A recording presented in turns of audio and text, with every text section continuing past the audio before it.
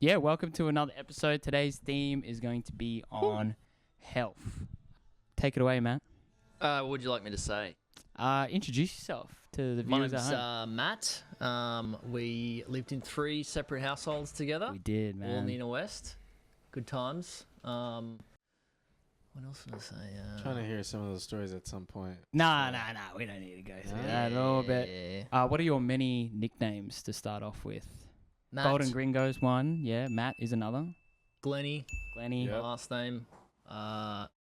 Mort Glooney. Mort Glooney. That's a good one. Or Ping Pong alias. Yep. Wonghead. What? That was a high school name, but I don't really get called that anymore. Really? You might have to bring that back. You know? Good for my self-confidence. Why Wonghead? Well, apparently I have like a really pointy chin. And You want to get into that, Sorry, Mike? my head goes Wong.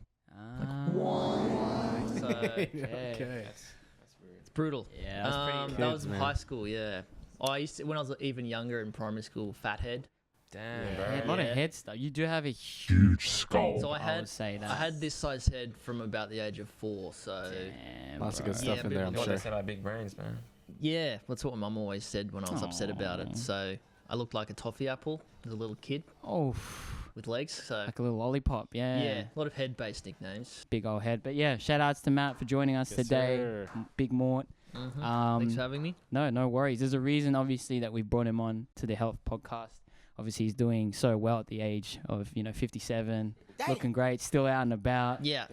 Kicking goals in Thanks. life. Look You know at what I look mean? after myself. Yeah. Yeah, actually, we'll start the podcast off by checking in with everyone. And at your age, I think before you fall asleep, we should definitely throw to you and just just see how you're going health wise. Appreciate that, Yeah, appreciate no that. worries. Wants to keep them on the podcast. Just want to keep the mind active, keep you going. But yeah, Matt, how you feeling today, man? How's the week been? How you doing mentally, physically, emotionally? Feeling pretty good. I finished work this morning, so a bit tired, but I had to sleep. As I said earlier, I had my Nana's 100th birthday party in Adelaide. Yeah, Yo. shout out to Nana. So that was really good. Got to see a bunch of cousins I haven't seen in a long time. Amazing. Some from overseas. So very good family time. That was good. And Lovely. work yesterday. How good. And did you do late shift or? Yeah, we did 24-hour shifts. So Damn. yeah, For those of you watching, tell us what you do. I'm a firefighter. Bum, bum, bum. That's Saving the sick. good people That's, of yeah, New it's a- South Is that Wales. why you finish work in the morning? Is that? Yeah, so we start at 7 a.m. and finish at 7 a.m. the next day. Yo. Which No. Hold on So, a second. yeah, it Let was him full elaborate. on. So that's it. Yeah, we're at work That's for it. 24 24 hours, Yeah, huh? 24 24 hours of hours. straight work. Yeah, that's So what we do. can you explain to Zeeth what fatigue management is? And you have to Well- undertake a lot of fatigue management, right? Yeah, you have to manage your fatigue Yeah. So effectively. how do you do that? you can recline. Right. You can go to your fatigue management area of the station Right. Love and that. manage your fatigue. What are those areas? What do they typically look like? Well, they're a room with like a window generally, Yep. with lockers for uniform. Yeah. They probably have a chair and a table, and then this like long, flat, rectangular thing with like a soft surface on it. Seen some of Is that those. called a, is that, Yeah. is that a bed? Well, for civilians, yeah. But, Yeah, I think I got a yeah. fatigue management center at my own place. yeah, It's not bad. yeah. I might So be a professional, actually. To be fair, we should all, like the three of us that work in office jobs, we should definitely ask to set up some fatigue management time in our Mm. calendars, Yeah. don't they all be- like at the fancy tech Yeah. places Where do you have? think we work, man? I mean, look Do you at have nap pods? Nah, man. Nah. That's my desk. But yeah, so no saving any cats this week or anything exciting No, tonight? we haven't had any really interesting jobs for a while. Actually, it's been a lot of AFAs or automatic fire alarms, as they're called. Okay. All the Um, acronyms. The old press the button, change the battery, and No, so house. I'd say most of the calls I go to, I don't know, this is really good PR for like. Anyway, we'll edit it I out. walk we'll just around. blow your whole face. I walk around buildings and look for red dots in those things, and go. What's the red dot? So if you like smoked or sprayed aerosol or anything in that thing, it would set off the fire alarm, and that Good to red know. light would go off on that. That means it's a good thing it's working. Yeah, but that happens a lot. So People used to. I mean, at my parents' place, my mum used to almost burn down the kitchen with the smoke, and we used to either, you get sick and tired of fanning yep. what do you call it? Yeah, the With the smoke alarm. Yeah. Smoke alarm. So we used to like turn it off. But I think that's not a good thing. Yeah, that's not a good idea. No. Just take the batteries out. Who cares? Yeah. Yeah, you're right. That happened at my place last month. Oh, I came home, got out of the lift, and I'm like, whoa, Oh no. that's foodstuffs, which is burning cooking. That's the lingo we use oh. in the biz. Yeah. And I was like, oh, Joking. foodstuffs. I'm like, why are the detectives not activated? Oh, who's that? And then I opened the door, and I was like, oh, Rhea had severely burnt some lentils. Whole place would fill up with smoke, and she almost burnt the whole unit down. So, Oh. so the neighbours heard it and like knocked on the door, and they were like, the house was almost on fire. Jeez. They So- be your own people, man. Yeah, yeah. The old self-sabotage. Yeah, Timeless. man. Trying to get the insurance claim. So you're doing well, other than potentially burning down your apartment. And, Yeah, and being really old as well. Yeah. yeah. But you're looking good, man. You're looking good. Thank you. Very good. Yeah. How's this week feeling for you, man? Yeah, nah, it's been a flying start to the week and just this month in general, but kicking goals, kicking goals. But nah, I'm like, just got a busy schedule which I'm not really used to, so it's been it's been crazy. But as I told you in the news before, we are moving cities in a bit, so it's like just one thing after the next, so it's been good. It's kind of You're supposed to act surprised for the cameras. Oh, what? Yeah. Oh, shit. You didn't tell me that. Far out. Why didn't you tell me that when we hung out recently? Yeah. That's good. That was good. Yeah. Yeah. Would have liked the invite, guys. Yeah, sorry, man. Look, anytime we want to hang out with Matt, we know we just have to light Set a a fire fire. or just spray aerosol into it, Yeah. and you just come through. And Like then, Superman, just come through the window and That's right. say Yeah, hello. exactly. Yeah, but you might be napping. Or I might not be at work that day. Ah, So, management. yeah. Sorry, Yeah. managing fatigue. Yeah. Eve, man, how you feeling? Better now, man. It was a long day. Early start to the day because I had to go to church in the morning. Did you? Yeah, it's Ash Wednesday today. Oh, So start of Lent. So You off the meats? no, I've switched around.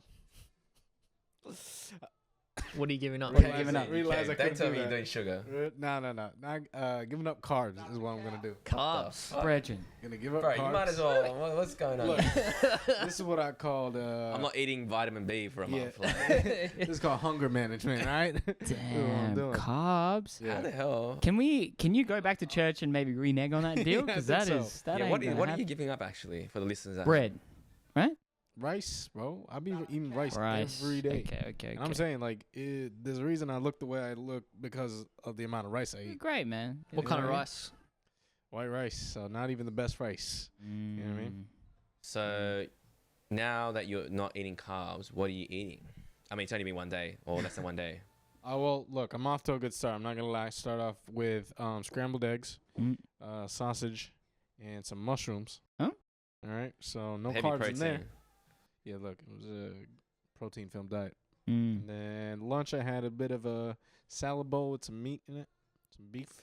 Okay. It's good, Doing Lots okay. of veggies, I'm assuming. Yeah. That's it, man. I'm trying to become basically looking like a green smoothie right now. A lot of greens Okay. in me right now. Those Gonna poops be the are Green wild. Lantern coming out this. Yeah, exactly.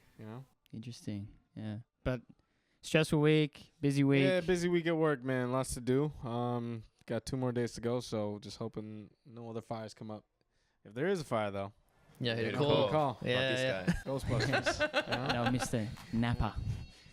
Yeah, nice, yeah, man. Otherwise, doing good. Mental is doing good. I feel like it's manageable. It's just work is work. So there's that. That's the truth, man. How about you, Nims? How you doing? Yeah, a bit of a scrambled egg. But yeah, brains just all over the shop, man. Lots to be happening. Yeah. Work is crazy. Life is crazy at the moment as well. Just going from thing to thing to thing. But I kind of had this realization, similar to kind of Khan's comment. Like, I've always tried to manage my time to the point where I've got enough time to recharge, enough time to do shit, and kind of balance that. But now I don't have any time to kind of recharge. It's just like go, go, go.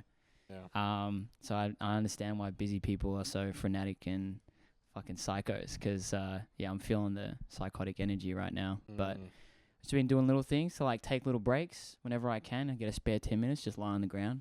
Yeah. On the ground. Just be lying on the ground. Put a towel down, just lie on the ground. Meditate. Yeah. Just hoping I'd just come wishing.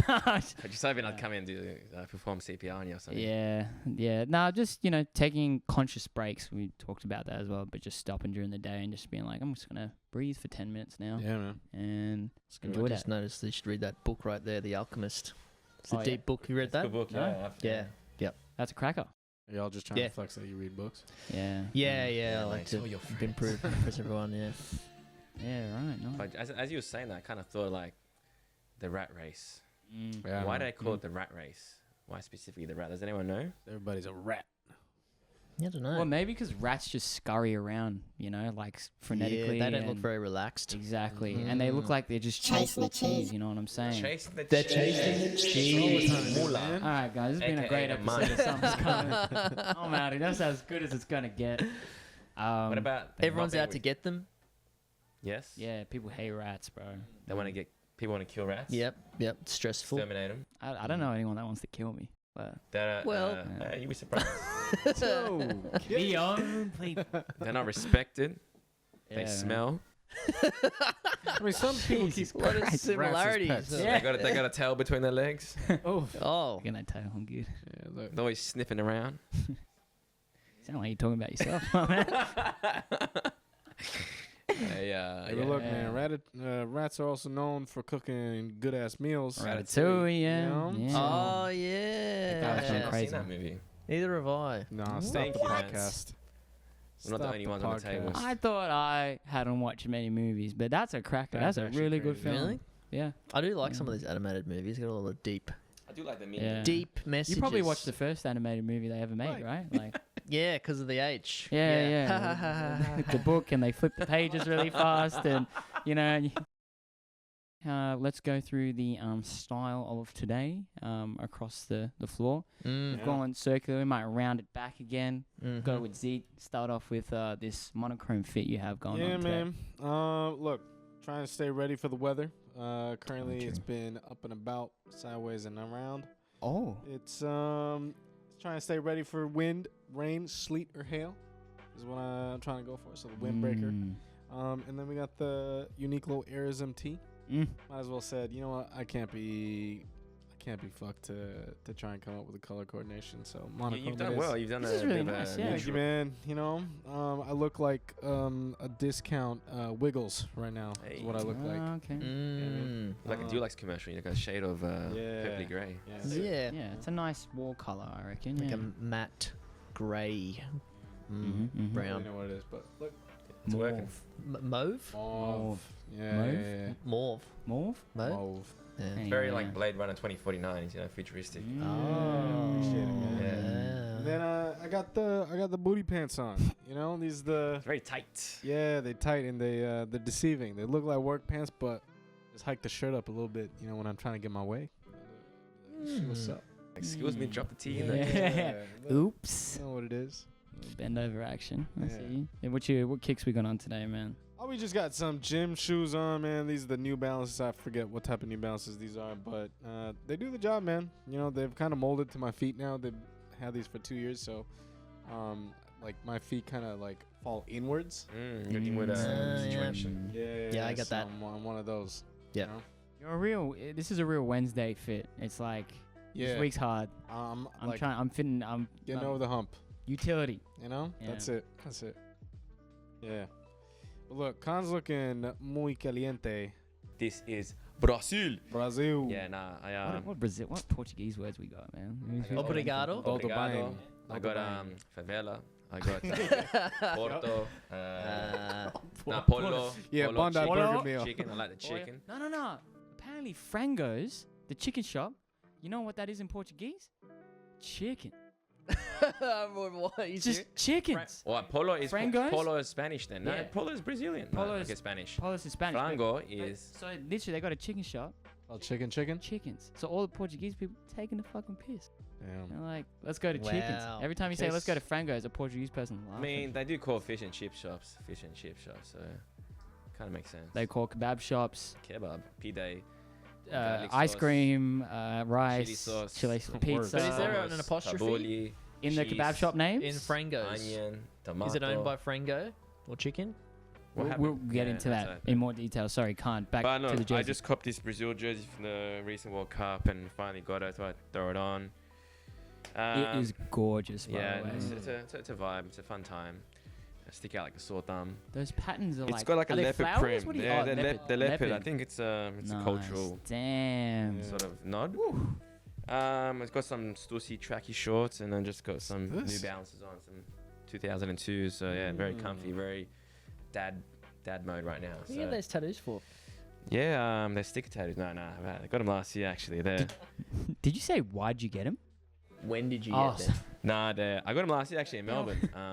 So there's another story for you. Had to take my pants off for that one. The guy was tattooing me while I was sitting on a bench, and he was eye level for my crotch. So Lucky him, eh? Yeah. Mm-hmm. yeah, I tried to get another appointment, and he's been rejecting my calls. Trying to get another tattoo cut? He's like, this I one's actually do tattoos. Hey. Yeah. Matt, the fashion I icon was that not you aware are, of this please. thing that you're doing, so No, I would have it's worn my finest outfit, but I obviously didn't. I feel like this is one of your finest. Well, this is a cotton on t-shirt. Yeah. Lovely It's stuff. actually, Shout out. there's a bit of a story because I bought it in Please. Hobart after I got pooed on Whoa! by a seagull. Oh, good. I thought it was gonna be a So- perfect- I'm really glad you ended with Yeah. that animal. How was? Yeah. Put on. They say. Pooed Stop. on. Yeah. They say you go. That's very lucky when you get pooed on. Yeah, Buy I think that's the- just to make you feel better about being pooed on. Yeah. Did you buy a lottery ticket or something? Well, I bought 2 cotton on t-shirts. How much? Winner, winner. That's your lucky T-shirt. How much was the cost of the t-shirt? I think it was like 2 for a pretty good deal, like $30 maybe. Yeah, that's okay. Those I are feel kind like It's like this has steal. lasted. Like this is over 2 years old. I think. $30 is good. Like, you know that someone's getting shafted in supply chain, but it's not. It doesn't make you feel as guilty as like a Kmart shirt. Because Kmart shirt's like $3 now. Yeah, And then you know, like, you got blood on your hands, Yeah, bro. that's like, true. This ain't good, man. Mm. But that $15, you can live with that. You can go to bed. Mm. You know, you got shat on, man. What else are you supposed to do? Yeah, man? Shit. And my jeans, I forgot the name of the brand, but I needed jeans, and I just googled Jeez. sustainable jean companies. Oh, nice. And it's like I think it's a Bondi-based Oh, cool. place. They look And then- like jeans. Like nudie or something? Yeah. My cool shoes that were a birthday present. Yeah, Ooh. boy. Stan I Smiths. think Stan apparently Smithies. the youths like these Stan Yeah, Smiths. the So, youths. They are. They're great. oh, and here's something old man thing Here we go. Green cells. Yeah. for the rolling in feet. Yep. Yeah, that's what you need. Longevity. Yeah, that's right. Mr. Health, man. So, oh, and I got Bond socks on too. Lovely. And, Love the Shout Bonds. out. Bonds socks and undies. Bonds Yeah. undies. We gotta get a Bonds deal, man. They're on special at Woolworths at the moment. Oh. Yeah, quickly just going through the fit today. Again, I dressed for rain. No rain. Feeling very warm right now. I'm gonna take this jacket off as soon as I say this. This is a Patagonia little windbreaker mustard jacket. Saving the world. Yeah. You inspired him. by I the wore way. it for you, by Yeah. the way. And Slooge, still alive, but I don't see him ever. Probably somewhere slithering around in these streets. But it's a little jacket, got the Zeeth beads on, got a little Nike tee on, and the stretchy Uniqlo pants, man. Love them, bro. Ooh, I've Gotta love I don't know Uniqlo about tracky them. pants. Yeah. Oh my god, they're like dress pants, but they're stretchy and have like a stretchy waist. Oh, I think I got some similar to that Patagonia. For, Ah! I think the same birthday as I got these shoes. Lovely, lovely. That's a good birthday, man. I'm gonna. Yeah, They're stretchy. They're kind of like outdoorsy camping pants that I Yeah. use. Yeah. These ones Mm. are Get kinda active. Very nice. Mm. And then just the Salomons actually on today. Clean. But yeah, my feet are hot. I don't know. I think this is an Mm. old age thing, but I'm feeling It the is heat. very hot in here. It is. here as well, isn't it? Well, yeah. Anyway, and I'm going to it's human. simultaneously try to host the podcast and take this jacket off. But the first question we have today, guys, is around our goals for fitness. Our goals for fitness in our lives, both physically, mentally, emotionally. Before we get into our journeys, but we'd kind of set an intention for what's lying ahead for us. So who wants to take this one? Anyone got any kind of thoughts on that? So maybe the guest of our potty today would love to hear your thoughts first, because Fitness goals. you're probably the fittest out of the bunch of us. True. Big facts. Well, yeah, just kind of more like overall health, like in terms of longevity. Like as I'm getting older, I'm kind of more focused on not just like what I used to be when I was in my 20s, like getting being jacked and being massive and strong. but I'm trying to have more like what's going to serve me well when I'm 70, 80 years old. Yeah. So yeah, making sure Not far off. Yeah, just around the corner actually. Big milestone. Yeah, like maintaining mobility, doing a lot more of that, a lot more cardio, Yeah. kind of like more compound moves, so it's not just like working on individual muscles. Functional. Yeah. Yeah. Yeah. Yeah, I think when you're in your 30s, you start to really get a solid understanding of yourself and what works for you, like mentally, physically, like socially, in all aspects. So yeah, recent times, like really knowing what works for my mental health, in not just in terms of exercise, but yeah, sleeping, alcohol, social interactions, and that kind of thing. And yeah, I really notice a drop in my mental health if I'm not exercising. So like I had stress fracture in my ankle a couple of years ago, and I was doing a lot of running. That's what caused it. Right. And yeah, I used to run a lot, man. Holy yeah, shit. and I couldn't obviously run, I couldn't really walk very much, so I was just like on the couch all day, which mental health dropped off a lot. Yeah, and I think also depending on what kind of exercise you do, like if you're doing really high intensity, like fucked up workouts, you have to kind of develop a coping mechanism to get through that. And I think you can like draw on that in other aspects of your life. Right. Like say you're doing like a 2-minute interval and you're dying after a minute, like you just like break it into 15-second things like that. Okay. And then like I've done 15 seconds as a milestone, or 30 seconds as a milestone. And then if you got like huge project like you guys doing this podcast, if you break it down in that kind of way too. Yeah. Interesting. And then also more recently, so yeah, I used to be more solely focused on physical health, but now I'm like seeing how important mental health is and how they're kind of interconnected. So if you're physically unhealthy, you're not going to be mentally healthy, and vice versa. So yeah, I think I've just always enjoyed getting that information, and it's also like a motivator for me as well to improve any aspect of my life, which I feel could be improved for longevity. And also when my mental health's better, I'm a better person to the people that are important to me. So that's like, I can be pretty pedantic about getting enough sleep and like, my exercising and stuff like that, where my girlfriend sometimes gets annoyed at me if I want to go to bed really early all the time. She's like, it's only like 9 o'clock. But I'm like, I want to get a good night's sleep, because if I don't, like, I'm a massive jerk. Like often when like I finish work and I come home and I'm just like a grumpy cunt. Yeah. And so I'm like, I'm not being a good partner by doing that. So I need to make sure I'm managing my mental health. So I'm better for the people that are important to me. And a lot of that's obviously through physical exercise and stuff like that.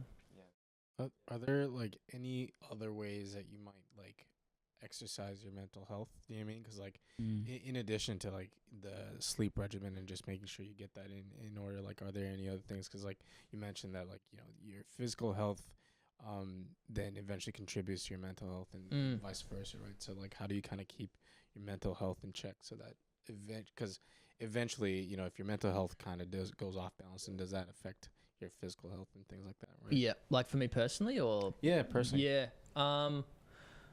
Well, I came up with this analogy because I had a mate who was like going through a breakup, and he was like he was struggling a bit mentally. Not him. Not your mate, I guess. Yeah, we're not mates. You got no friends. But anyway, I come up with this analogy. So it's like, say you have an objective for mental health. It's like to have healthy mental health. So the analogy is like having a really nice garden, right?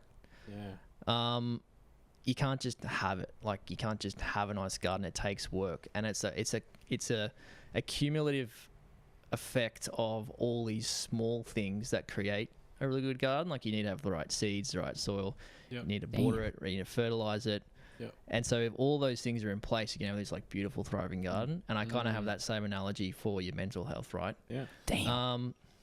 So for me, I think it's probably similar to a lot of people. It's got to be sleep, massive. For me personally, I think it's a bit more important for me than other people. Mm-hmm. Diet, exercising, like social support network, like good family, good friends, and fulfilling work as well, like a job that you enjoy, or like having a sense of purpose in some way, whether that's your job or a hobby or something you feel you're contributing to something more than just yourself. And so if you have all those things in place, your mental health is going to be really good. The garden. The garden, mental health garden. And for me as well, massive thing is minimizing alcohol as well. That has a huge impact. I've learned a lot more in the last few years how much of an impact drinking has on my mental health. Massive impact. Yeah, wow. And that's Tucker. You love a beer as well. I mean, sorry, not to.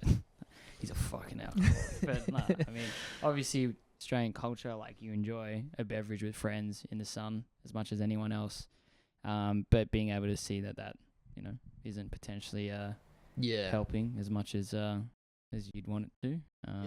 I think a lot of social things, like our catch-ups were like pretty much exclusively on the beers. But yeah, I'm trying to change what a catch-up is about, like going to meet up with a mate to exercise or like go hike in a national park or something like that. I think it's a lot healthier mentally and physically too. Yeah. That's super cool. There's some gems there. You're supposed to save the gems for later, but they were great. Fellas, want to talk through goals for your kind of health? I want to be in the best shape of my life this year. I've set myself to this year. I want to feel my best. I want to look my best, and I want to just make sure I'm putting foundations in so that next year and the years ahead, I've got a bit of a plan, a bit of a routine. I think this year I've been lucky enough to, cook better. Like, obviously, eat at right times. I think that's key for me, and snack less, but eat more whole foods. That's a massive one. Whole foods. I'm just trying to eat. I just had a chocolate just before on the break, but I'm trying to eat less packaged food. So, I think if I want a sugar, which I haven't done so far, I had a Rose's chocolate. Trying to go to fruit for my sugar intake. So, natural sugar. Nice. Like, I know a lot of people say like, fruit's very sugary, but it's natural. It's it's not gonna Got the fiber in there too. All the micronutrients. Vitamins. So it's a long answer, but yeah. By whole meal, do you mean like, or whole foods? Do you mean like whole meal bread and things like that? No, sorry, I meant just like real processed. food. Yeah, real food. Gotcha. I think for a long time I always thought like, for a long time I've always typical 9-to-5 person. Wake up in the morning. I have coffee when I get to work, and then I wake up, have a coffee in the morning, and I kind of don't eat nothing till lunch. Have a big lunch. Don't eat nothing till dinner. I'll go to the gym, have dinner, and then I'll snack heaps because my body's craving food. So now I'm trying to eat 3 meals in my day, whereas like a breakfast, lunch, and dinner, and I might have a healthy snack. Or if I'm gonna have a snack, I'll have a snack, but my body's got enough protein, carbs, and whatever good fats in there. But yeah, eating whole foods, or drinking less drinks. Like smoothies good, but smoothie is really not real food.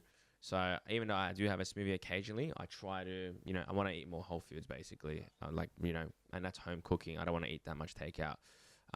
Those are the things I want. What I'm doing right now is obviously not there, but I think step by step, man. I've got the gym down pat right now, and I think food will come next, and then You can tell. fingers crossed. Yeah, I'm just going up. Yeah. Looking at that jersey, you filling it out, my boy. God Planet damn. Khan. Yeah, looking like a planet. Damn straight. Yeah, come visit, mate. Ding, ding, ding. Yeah, That's nice. amazing, man. That's Yeah, cool. thanks. What about you, Zeef? Yeah, man. I feel like for me, it's a bit of a trial and error. Just, I think for me, the goal in one word is consistency.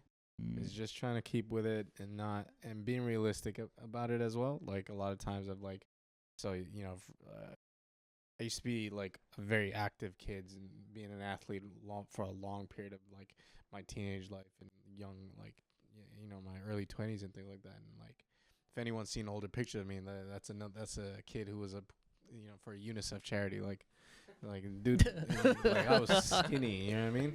What sports? I mean, you still are, but Yeah, I don't know about that. What sports were you doing? Kind of like a lot of them. So our school didn't really have that many athletes. Like the same 5 people that were on the basketball team were probably on the football team, or probably on the volleyball team. Damn.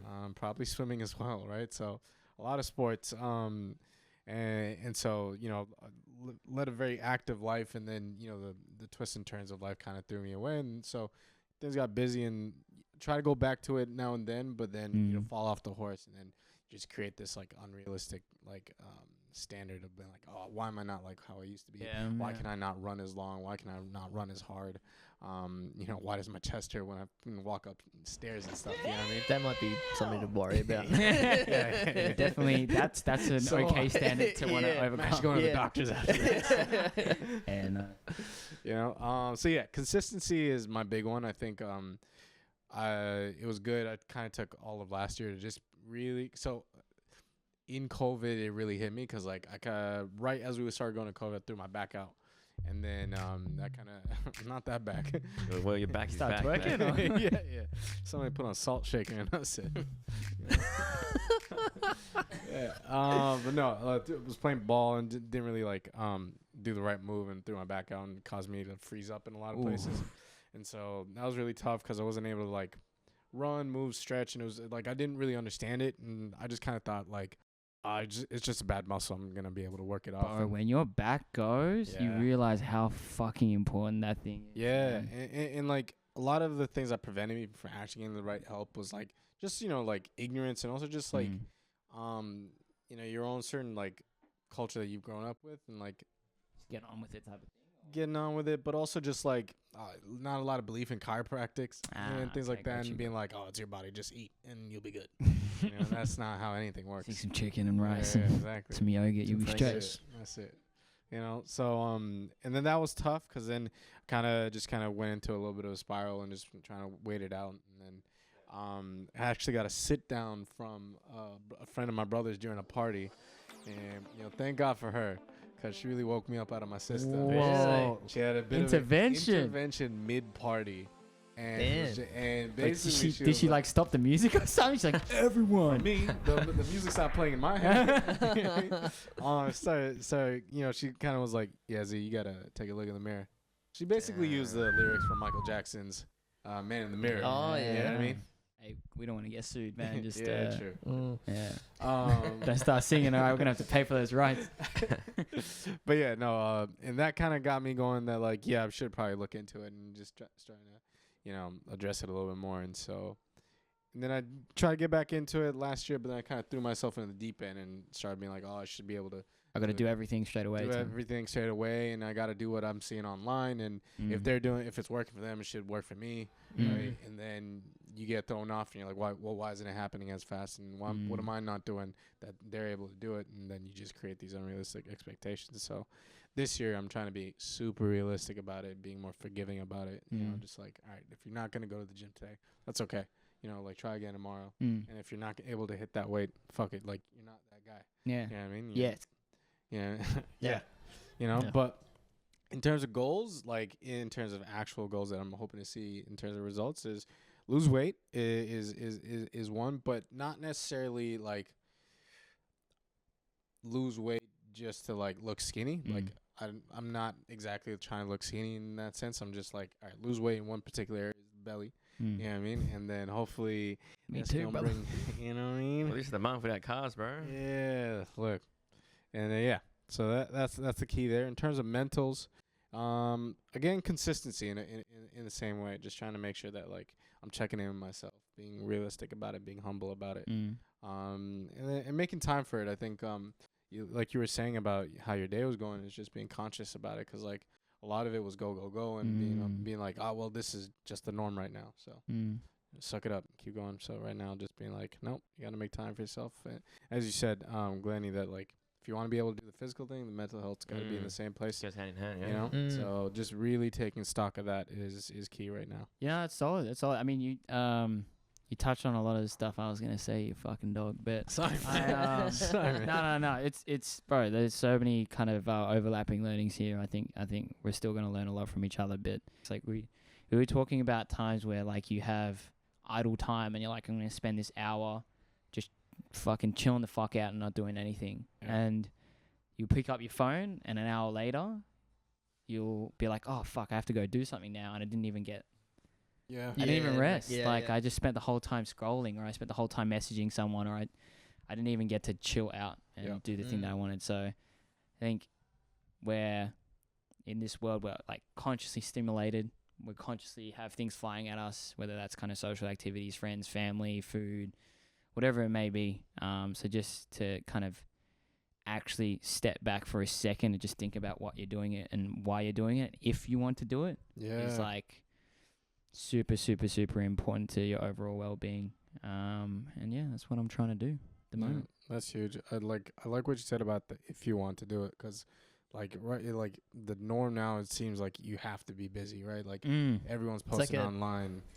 Like a something to be proud about. Yeah, You're like, I'm so busy because I'm so important. And It's also like there's this new thing about like relaxing, but like lots of relaxing, and like putting it up for everyone to see. Yeah. So you're like, yo, how come I'm not relaxing as much as they are? And then like you get like tricked up by that. It's something that like. Why am I not relaxing as much as you? You know, but at the same time, you're on your bed and like, why am I not at the beach doing the same thing? You know, so there's that. Can mean different things to different people, man. You just gotta find the thing that, like, whatever healthy is to you. You just gotta find that and like do the shit out of that. Like I think I told you boys, I was literally just laying on the ground. That was like so relaxing. Where are you doing that? Just like on my floor. At home, like in my bedroom. So not just out and about. No. Yes, that's what I thought you lie meant. on the road. He's like, what do you mean relax? I just lie on the ground. So context, I was like out for the entire day, just like doing something. I went and like played a bunch of basketball. After that, came home. I had like 20 minutes to get ready for something, and then had to leave the house. So I was like, all right, 10 minutes of that time is going to be having a shower and like chucking clothes on. The other 10 minutes is just going to be me lying down and listening to some music. And it was like just that little bit was enough to keep me like going for the rest of the night, type of thing. Do you ever meditate? Yeah. Sorry? Do you ever meditate?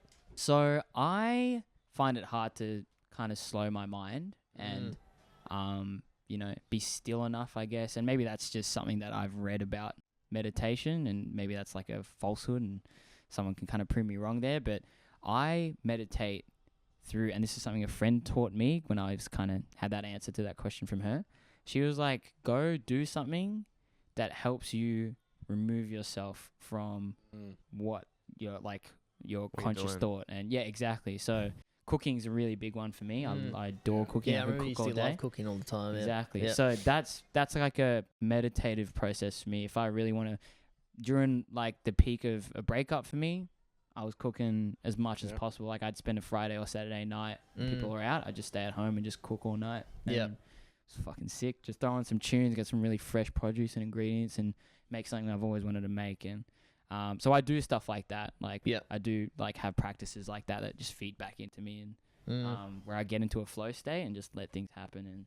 And so I don't think you have to kind of sit there and clear your thoughts if you're not that type of person. There's definitely stuff out there you can. I started meditating like a year ago. I haven't been very consistent with it, but I've noticed massive benefits to it. Nice. Yeah. And I think knowing how to go about it is very helpful, because I think a lot of people assume meditating is like making your mind silent. Yeah, that's exactly what I said. Yeah. But like, that's not what it's about. So have you seen that app Headspace? Yeah. Yeah, I use that. So that kind of taught you how to do it. Now I know the basics of it. I don't really need it anymore. But they have like when you like courses you do, and there'll be a little animation to explain a concept they're trying to teach you. Nice. So one that I found really helpful was like, you see on a hill over a highway, and the highway is your thoughts. There's cars. Like if you're running onto the road and trying to just stop all the cars, like it's not going to work, and it's just going to make you more stressed out.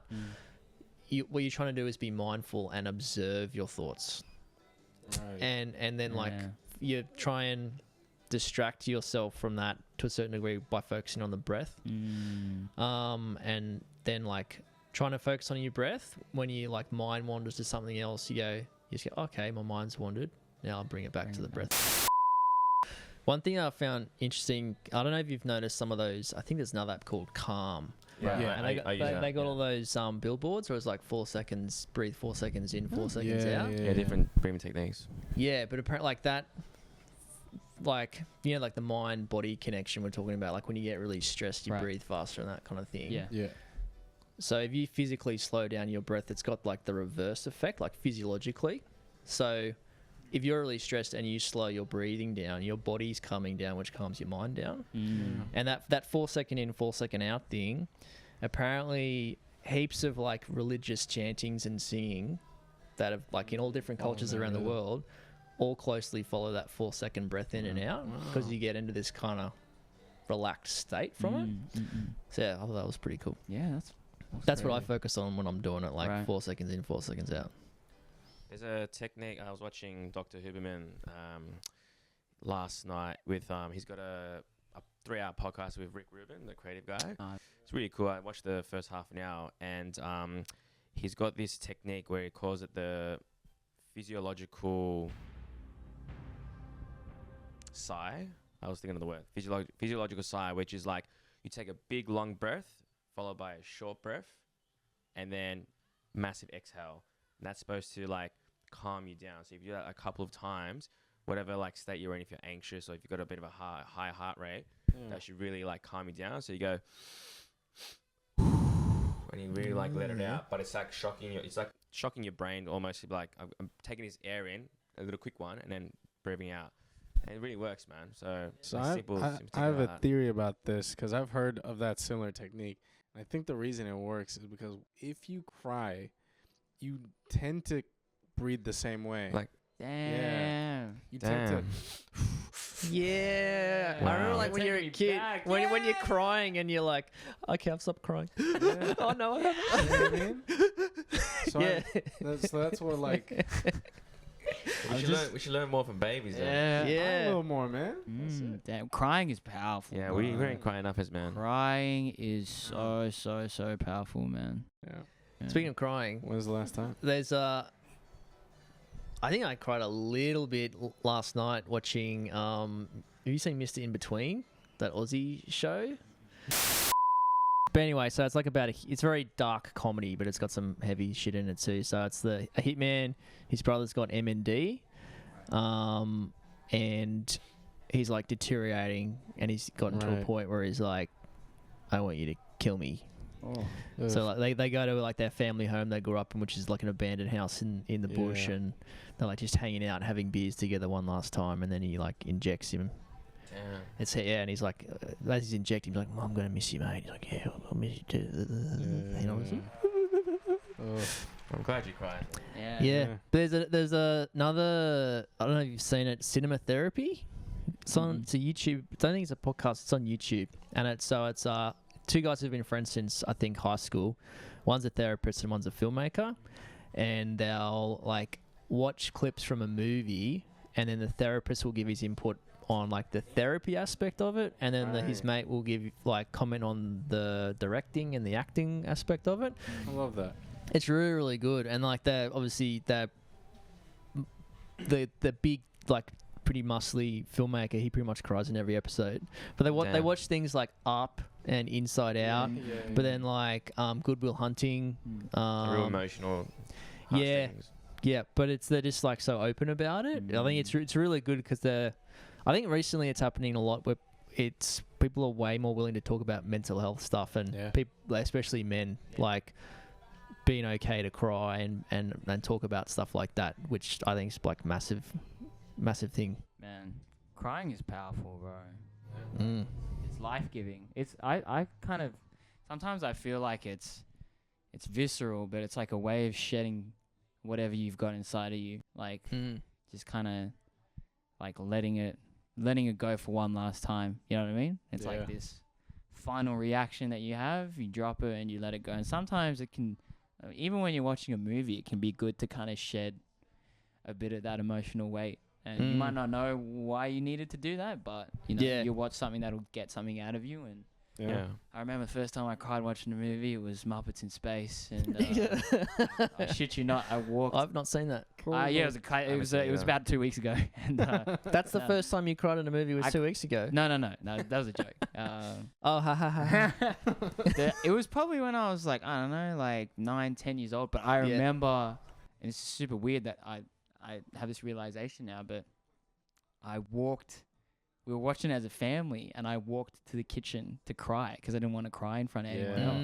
Yeah. But this is super weird. I'm a big crier, so I don't know why just in front of, like, for the movie's sake and, like, to save face in front of my family, I went to the kitchen. But, yeah, man, they were ostracizing one of the Muppets, man, making him feel like a piece of shit. And I was like, come on, Kerr, you ain't got to do all that. Yeah, to your own people, man. But, yeah, crying in movies, man. And just in life. I do that all the time. Do you feel like embarrassed that you wanted to cry in front of your fams? Yeah, bro. Yeah. 'Cause I can relate to that. Yeah. Like, can you guys ever remember the first time you might have seen like your dad cry? Have you guys even seen your dad cry? I haven't seen my dad in 20 years, bro. Damn. True, my bad. Yeah, real nice. Real nice. I mean, I haven't, but like, you know, it's okay. Like, we're okay. I haven't actually seen my dad cry. No. I Full have. stop. Never. I can't remember. Yeah. I've seen him cry around like deaths in the family, but then I think because he's on medication at the moment, because he's had prostate cancer, so he's on like drugs to suppress your testosterone. So it's the same drug. It's the sex change drug. So he's got less testosterone and more estrogen, which makes him more emotional. And so we were watching. Have you guys seen Everything Everywhere All at Once? Yeah. Bro. Almost cried on that one. Creatively, like, amazing. At the end, like, we were both tearing up, but we like weren't looking at each other. But I'm like, I can hear him go, and I'm like, That's yeah. I do the classic eye rub. Like, yeah. Oh, or I got the rocks in yawn. my eyes. So I think he does cry in movies a little bit like that, but I think like full on crying only ever like deaths in the family kind of thing. As a guy, do you think that like subconsciously kind of made like for you to be like, yeah, okay, it's okay that I cry? Do you know what I mean? Like, yeah, I'm probably like, I don't know. I've never really thought too much about crying, even though I probably do it more than the average dude. Like sometimes I'll just watch like, those Humanity and Same. What's what called? Faith and Humanity Restored videos. Right, just anything that's just like someone doing something nice for someone else that's unfortunate. Yeah, that gets me every time. But then I hear other people say like, yeah, they never cry in movies. I'm like, oh, maybe I'm just a dweeb or something like that. Yeah, I haven't really had a huge issue. Like, cry in front of mates, like heaps of times. Same. Yeah. Embarrassingly sometimes, but I've never seen you cry. What? I'm a big crier, bro. You see me yell a lot, but not cry. I've seen you. It's not like you cry in front of everyone. Yeah, I cry in front of Khan a couple times for sure, but we get. Cry in front of you once. Yeah. Actually, yeah. Back to your questions. Did you ever see your pops cry? And Yeah.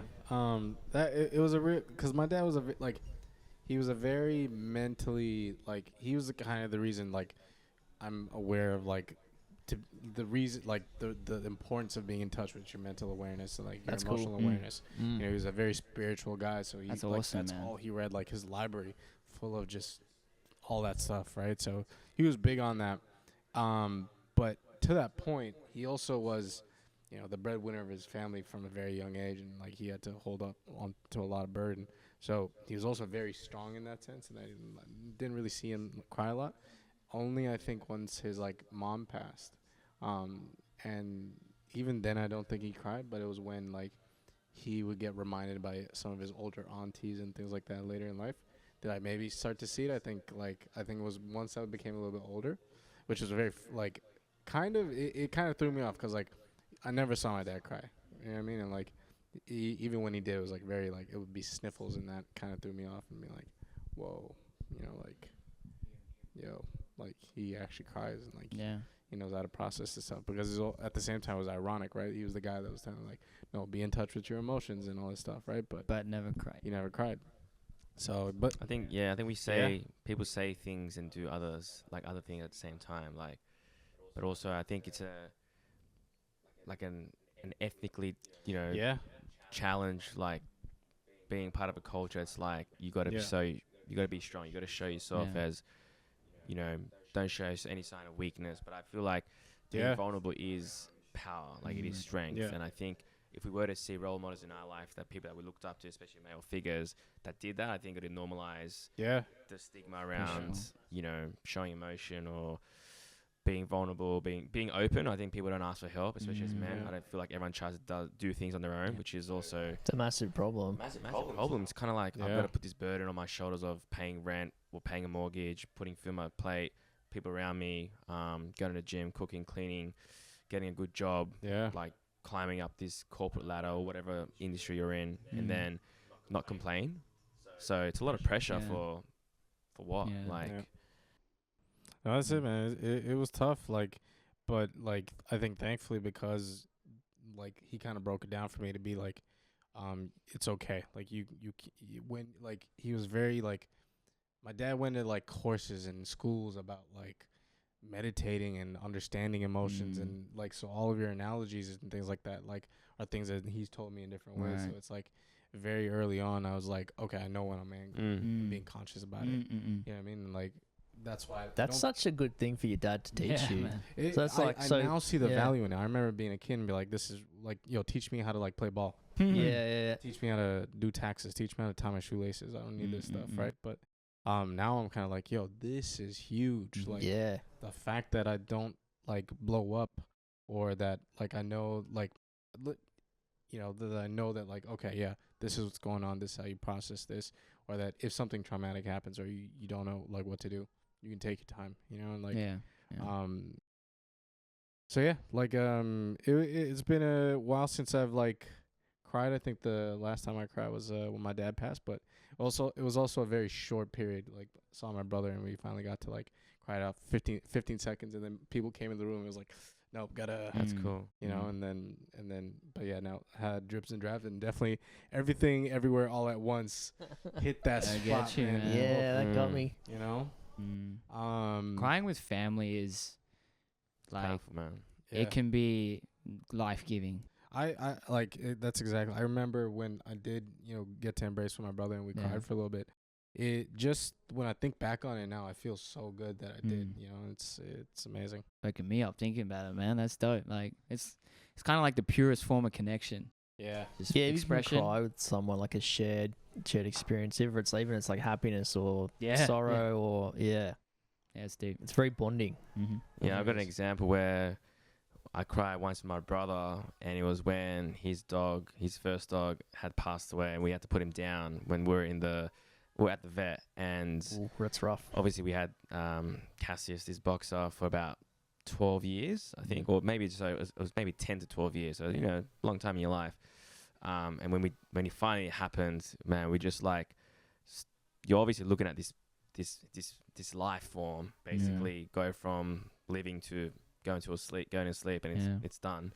So we just hugged each other and cried on each other's shoulders for that, again, 15 seconds of outburst, and it was beautiful.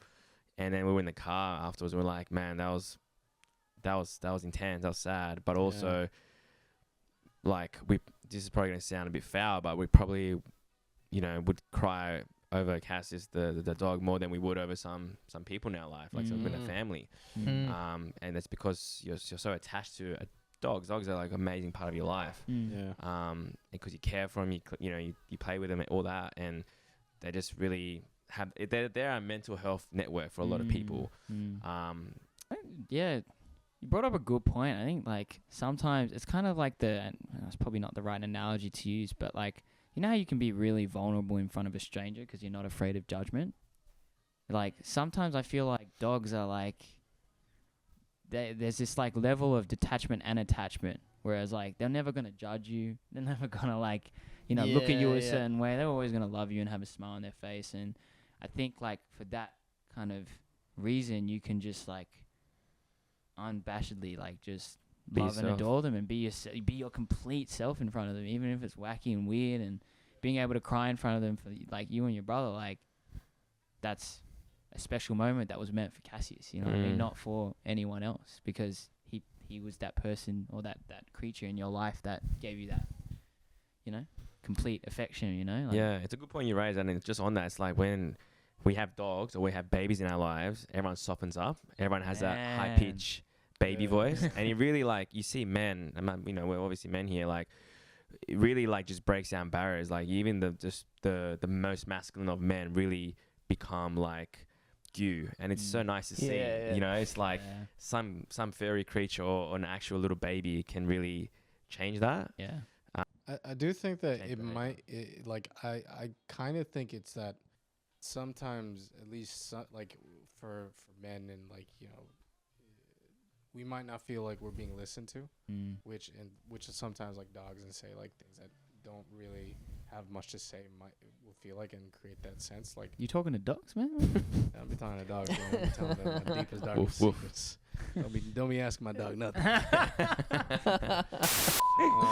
When people come to me with problems or they're telling me about their problems, like sometimes my response, all right, let me solve it for you. Yeah. Yeah, that's totally what I find men want to do, right? Like Yeah. women often complain that men, like they'll come to men with a problem, Big time. and the guy will be like, Oh, you just got the only reason you must be talking to me about this is because you want me to fix it for you. So Mm. you, Yeah. what you need to do is this, Yeah, and they're like, yeah. I'm trying to fix Yeah. it. I just want you to listen. Yeah.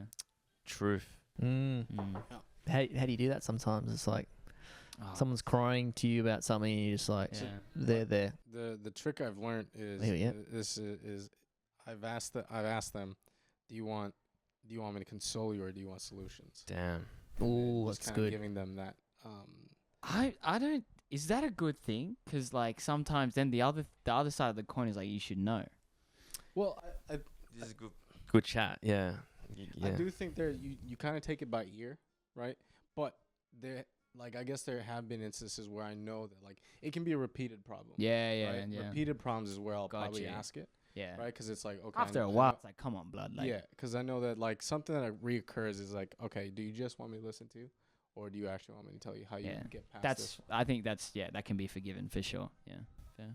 Sorry, Kanye. I think you. I was just gonna say, I think a lot of it comes to like you're growing up. If people in your life growing up like just knew how you were, like your parent figures or whatever, or your siblings, then that's normal to you. But I think if you grew up in a household or an upbringing that didn't have people there, then you kind of like you don't know, and you don't So know you what the have right. to ask. Yeah, you got to ask. But also, we're quick to give advice, but again, I was listening to this Rick Rubin podcast yesterday, and he's like, advice is overrated because a lot of time advice is based on that person. It's personal. That's worked for them, but it's not so much advice that actually works for others. So Yeah. for that particular example, I think just asking, like, do you want me to listen, or do you wanna vent, or do you want some advice? I think that's great because Yeah. the worst thing you do is basically listen to somebody and then give them a piece of advice that upsets them, or they do Yeah. that, take action, and then they go, fuck, I'm going to blame that person because that was Yeah. shit advice. Yeah. yeah. It's like I think actually you brought a good point up in the sense that like when I said shouldn't you know, like sometimes you don't know in the situation what to do, whether you should respond or you should just listen. But I think asking questions is always better than just shutting up. But also more than anything, I think there's so much power in listening just to listen. Like Yeah. Yeah, everyone totally. listens to respond like a motherfucker these days. Like Yeah, I read a book. I think it was just called Listen. I can't remember a lot of it. I always forget what's the books. you weren't but listening. Must be a I good wasn't- book. Yeah, it was really good. But I think like the main gist of things is just one of the most generous things you can give a person is your full attention. Yeah. So it's like, especially if someone's I got sweaty hands. Oh. I'm You had a never hot, you had a listening hot to dog you. earlier? I was holding one.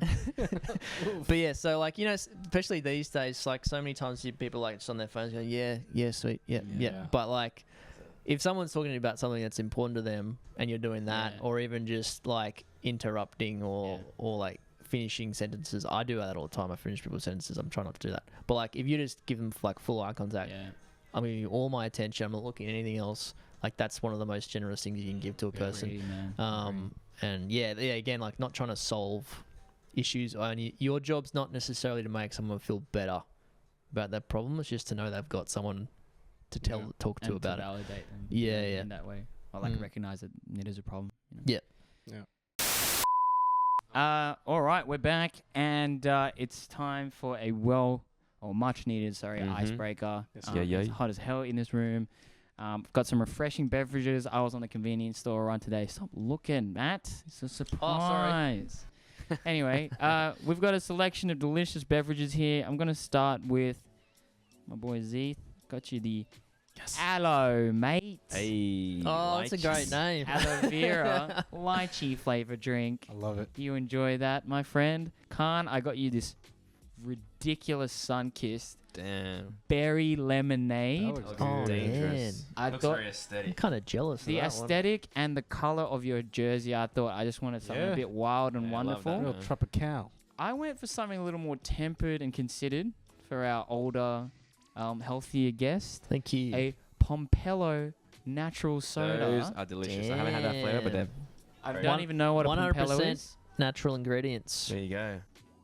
For a 100% natural guy. And for yourself? The gain. Oh, and oh my God. So I wanted to get one of these, just a normal Dr. Pepper, but I found a vanilla float version, which is fucking crazy. Oh, wow. Yeah. You and it- these Dr. Peppers. I know. man. Shout out to the Dominican Republic, man. Established in 1885. I can't long wait to time. get Really? into that. Yeah, man. But who wants to take us through first bevs? Look, I don't think mine has as much as the pop factor, so I'm happy to go first. Please, go ahead. I'm gonna pour Refreshing this that. one in a cup. Oh! Oh. Sippy. Okay. Clearer than I thought. It's like water. It's got some floaties. Yeah, no, hit the spot, man. Yeah? Got the brief right. Quench your thirst? This is the drink for me. Lychee aloe mate. That's me. Hello, mate. Good for Lent, bro. Talk us through the. Flavor profiles. Nice sweetness. All right, you got a hint of that lychee, which is nice, as opposed to the usual aloe flavor. It doesn't just taste sugary. It's got a little bit more of a fruitier flavor, fruity notes. So let me say, out of 5, I'm giving this a 5. Oh my! Is that the first 5? God. For me, We've yeah. had, we've had, yeah, that's your first. Yeah, that's my first 5. Wow. I would pick this up any day. This packaging Congratulations. is just elite. It looks like the aloe vera gel green bottles. Yeah. That's it. beautiful. But yeah, we're here now. This is very fancy looking. Go ahead. Oh, did I ruin it? Oh, good crack. Strong. Powerful. Are you back? What notes are you getting? Very citrusy. What's the ingredient again? Pompello. Is it taking you to the San Pellegrinos? It's smells like the perfect drink for a hot summer's afternoon. Yeah, and it's hot. You work for San Pellegrino? That is good. Oh!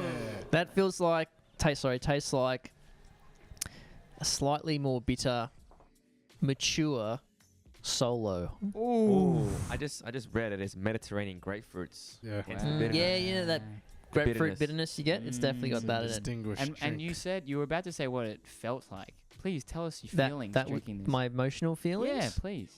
Where's it taking you right now if you closed your eyes? I don't really know. Let me do it Dahlia. again. Have another sip. Here we go. You're in Keep your eyes Sicily, you're in closed. Rome, you're in Pompeii. Damn, man. The volcano? Yeah, what's that place in Italy with the cliffs and the ocean? Positano? Positano. Oh. Amalfi Coast. Positano. Yeah. Si. Bellissimo. Oh, I'm there. Watching the Dolmio. sunset. I don't know if the sunset's over the ocean there or behind you, but I'm there on a deck looking at the view, sipping one of these. Let's make it Being happen. alcohol conscious and having an alcohol-free beverage. My man. Matt, rating systems out of 5 whole numbers. What would you give this one? Well, is it just purely based on taste or the whole overall Whole drink? drink. Everything. Anything. Well, I'll have to look at the sugar content. Okay. Well, You want glasses? Do you want a magnifying glass? All right, I'm done here. Yeah, 30 grams of sugar. Not as bad as a Coke, but the way I like to, put that into reality is it's about 4 grams per teaspoon. So that's like going 1, 2, 3, 4, 5, 6, that's 7.5. That's the natural Mediterranean grapefruit there. So I wouldn't want to have one every day, but I think on holiday, Yeah. late Treat afternoon, yourself. hot You're day, on it your is very, very crisp and refreshing. I do like it. So I'm going to give it a 4. Wow. Still strong. That's Yeah. very Strong strong. result. 80%. Man, I love that. Would you mind holding this for a second while I...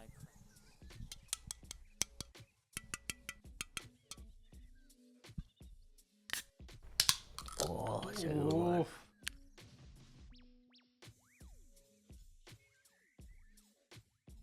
Oh, look at that face. Oh, he's really getting into it. Oh, shit. That's like a commercial. That could be an ad. You look like you're in a state of bliss just then. It's been a big day, boys. Yeah. Look, I am floating. Right Yeah? now. You know what I mean? Feeling vanilla. That, wow, I'm actually lost for words right now.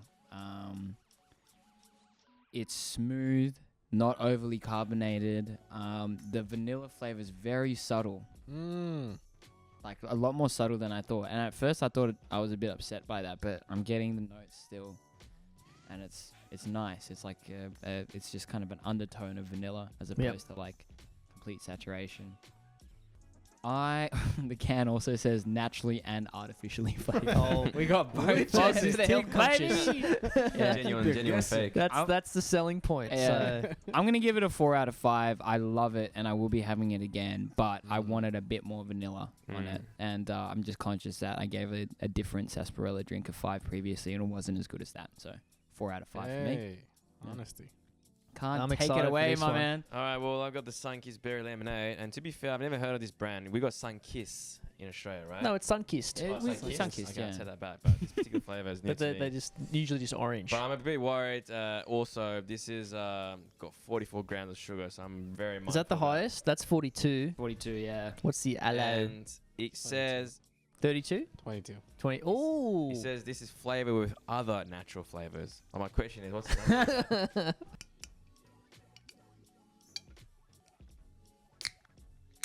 Oh, that's a good Oh, one. it's like. Oh, look at the color. Yeah, it's like I think you should pour some into the thing. Oh, which has Get your water hold, out. hold it up for me, bro. Do you want to drink your water first?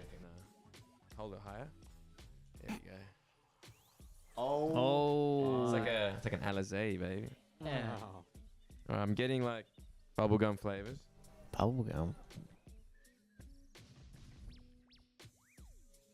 Intrigue. I'm a bit confused, not gonna lie.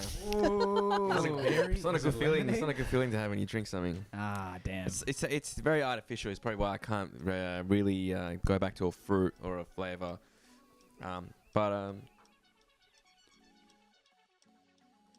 It contains no juice. So it's all artificial.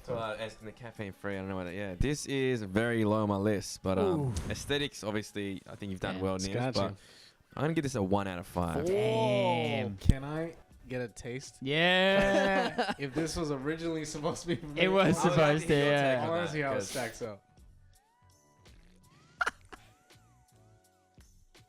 Yeah, look.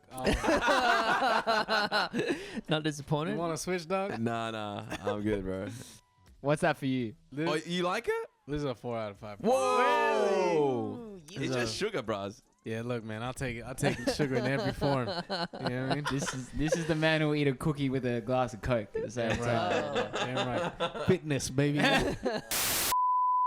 We've all kind of touched on our health journeys, but I think it'd be good to speak to like how you've perceived health and how you've grown in terms of health over time in your life, and then share like a gem that, like a health gem that you kind of hold on to as a bit of like a guiding light as well. So talk us through your journey and then your light at the end. But you know, I'm happy to kick off to get the proceedings Yeah, going. for sure, please. Yeah, always played basketball, always played sports. I kind of managed my weight over time through like balancing it out with physical activity. But as I got older, I realized I was getting like chubbier and chubbier, and the weight wasn't coming off as much as like I wasn't as active as I was as a child.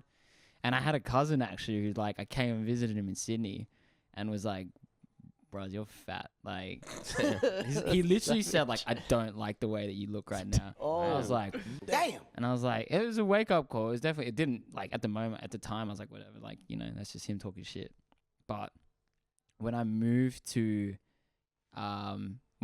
Sydney for work, and I moved in this house where everyone was super healthy, and no one really, like, was commenting on what I was eating or what I was, like, doing, but just being around people that were more conscious of their health just made me think like, yo, like, why am I eating what I'm eating? Like, why do I feel like a meal is only a meal if I have like a plate of chicken, or like I have to drink, you know, a couple glasses of milk a day or whatever? And I slowly started seeing my like food consumption habits changing a bit. Like, I'd, you know, see you guys putting meals together without, you know, any meat or need for dairy, and I was like, oh, maybe I should try that. And slowly but surely, and because I was broke as fuck, like so broke, I like to the point where I was stealing groceries from Coles. Like I was like putting all the veggies Brown into onions. Here we go, baby, the Yeah. brown onions trick.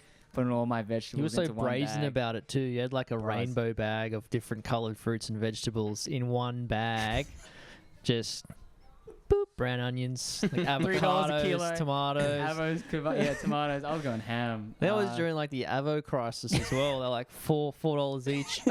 Damn, you are calling me out right now, bro. It's all true. Arrest I'd hate this to- man. Hey, I was doing the same Yeah, thing. we were but I all was a bit more living- subtle about it. Yeah, I was definitely not. They're subtle cracking about down it. with cameras now. Yeah, now Yeah. it's wild. But yeah, just through osmosis, just through being around people that were healthy and actually conscious of their health, I just realized like, oh, like I actually don't need these things in my life. And my diet changed because of that.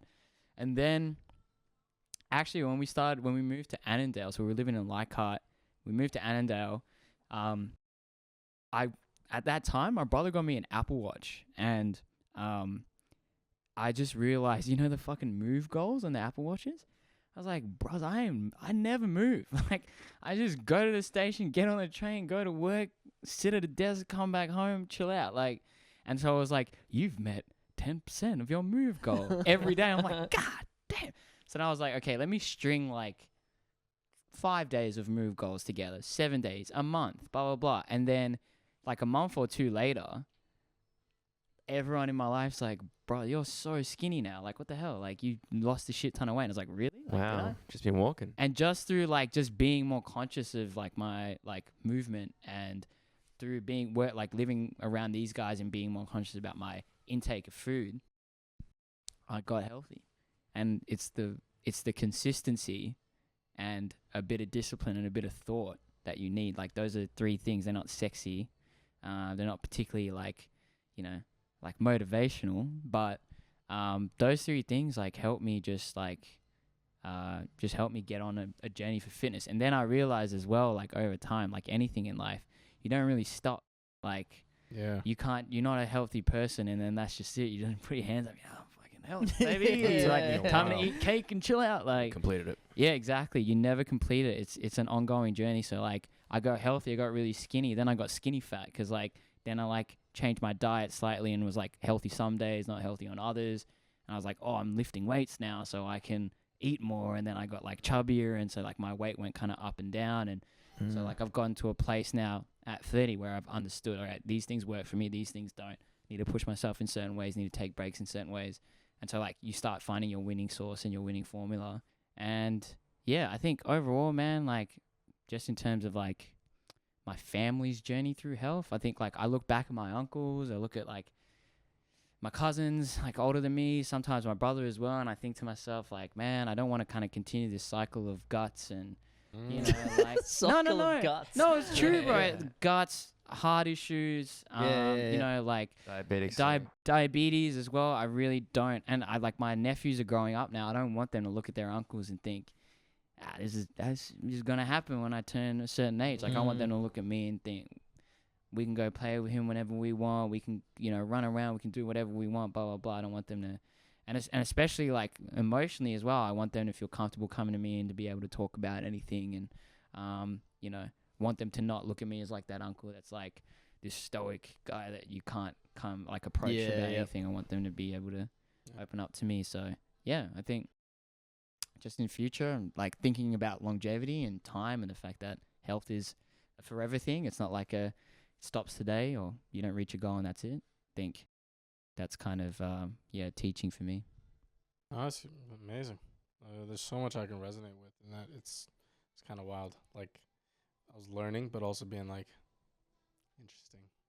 Feel like I'm doing a lot of what you used to do, so it's kind of cool to kind of see that reflected and be like, oh, there's still time. Not saying, damn, such a young guy. How old are you? 26. Damn, he's a baby, bro. But how old are you? 29. Yeah, I'm similar.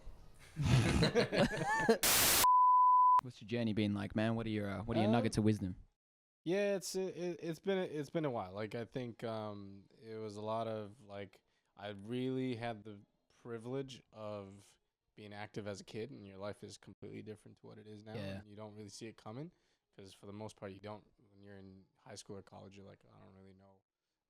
Like sitting at a desk shouldn't affect my life. Right? Mhm. Like it shouldn't take away like some of the core steps that you take in a usual day. So a lot of me was going, no, I'm gonna be okay. And what also happened was like I think in 12th grade I kind of got hit with like a bit of like just a reality check in life that like like you're getting to the end of your high school and like you got to start putting like I wasn't going in the NBA, y'all. You know what I mean? So like Was that a goal? at one point, let's just say Sorry. 5'6" Why Z, laughing? 5'6" Z thought he could be the new Spud Webb. You know what I mean? Yeah.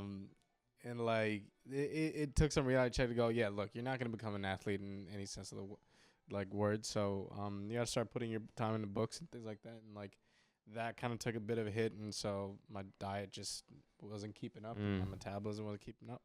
And then I got to college and started playing a little bit more and just doing a little bit more as much as I can, and still was benefiting from a lot of it, but then still not taking the fact that like it's as you said, it's a constant thing you got to work at, right? That I was kind of like, look, if I put on a little bit of weight now, I think I'm still young. I'll have time to burn it off. Like it's gonna happen, but it obviously didn't happen, right? Like I think since I've been 18, I've probably progressively put on weight throughout the years, right? Like I think when I got to college, I think I was like 70 kgs. I'm like 96. Well, I was at 96 at my heaviest, and I'm like 93 now. So like I think my body's changed as well, and my eating's changed. Like I used to be able to eat like chow down like a whole plate of rice and just burn through it, right? But now I'm kind of like, you can't be eating that much rice. Like that's crazy. Your body just doesn't do what it used to. So like just trying to take recognition of that, like that's not who I am, or that's not who I used to be, and you're not going to be that person. And just being like, all right, you just gotta look forward to how you can do it. But yeah, I think a lot of things is like a lot of like I think I've only now started to really take ownership of it, because they're like my family just has this weird thing against gyms. Like they just really? They just have this weird thing that like you can achieve you can achieve physical fitness, like peak physical fitness, by just I don't know, just eating right, like eating whatever we eat at home, and just going for runs, which you might be able to, but like weights, you get like there's just now I'm starting to like really go out there and like take the information that's coming to me, and that like look.